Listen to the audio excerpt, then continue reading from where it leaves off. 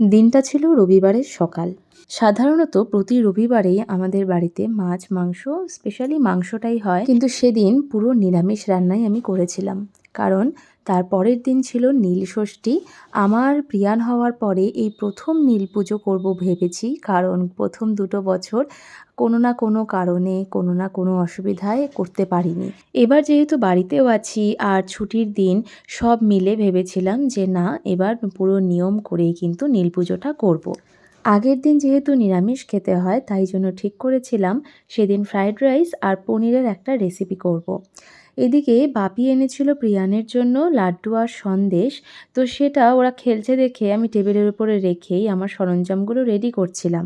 হঠাৎ করেই ছেলের কোনো আওয়াজ না পেয়ে এসে দেখি ও কখন টেবিলের ওপর থেকে বাটিটা নিয়ে খাওয়া শুরু করছে, আর ২টো সন্দেশ খাওয়াও হয়ে গেছে।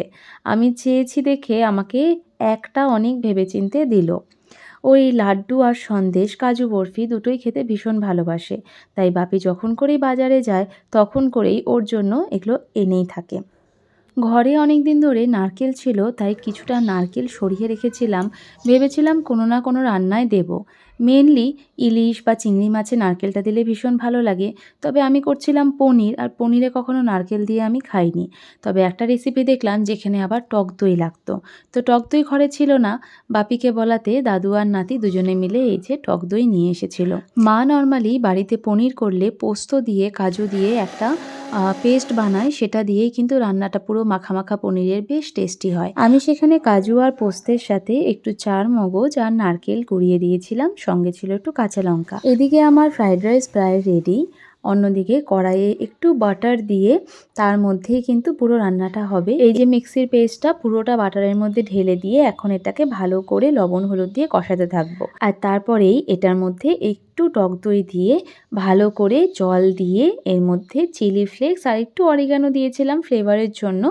তোমরা চাইলে অরিগানো আর চিলি ফ্লেক্সটা স্কিপও করতে পারো। আমি জাস্ট এটা এক্সপেরিমেন্ট করেছিলাম, এটা কিন্তু রেসিপির মধ্যে ছিল না। সবশেষে এর মধ্যে পনিরগুলো দিয়ে ভালো করে একটু ঢেকে এটাকে ভাপিয়ে নিতে হবে। তাহলেই কিন্তু এটা মাখা মাখা বেশ সুন্দর টেস্টি একটা পনির পোস্ত বলতে পারো, বা পনির নারকেলের একটা সুন্দর রেসিপিও বলতে পারো। আমাদের নিরামিষ রেসিপিগুলো ছিল এই, আর সঙ্গে ছিল মায়ের বানানো কাঁচা আমের চাটনি, যেটাও ছিল ভীষণ টেস্টি। সব মিলিয়ে আমাদের নীল পুজোর আগের দিনের এই ছিল খাওয়া দাওয়া। আর পুজোর কি আয়োজন করেছিলাম, যতটুকুই করেছি সেটাও আমি শেয়ার করব খুব তাড়াতাড়ি। তো আজকের মতন ব্লগটা এতটুকুই। দেখা হচ্ছে নেক্সট ব্লগে। Till then tata.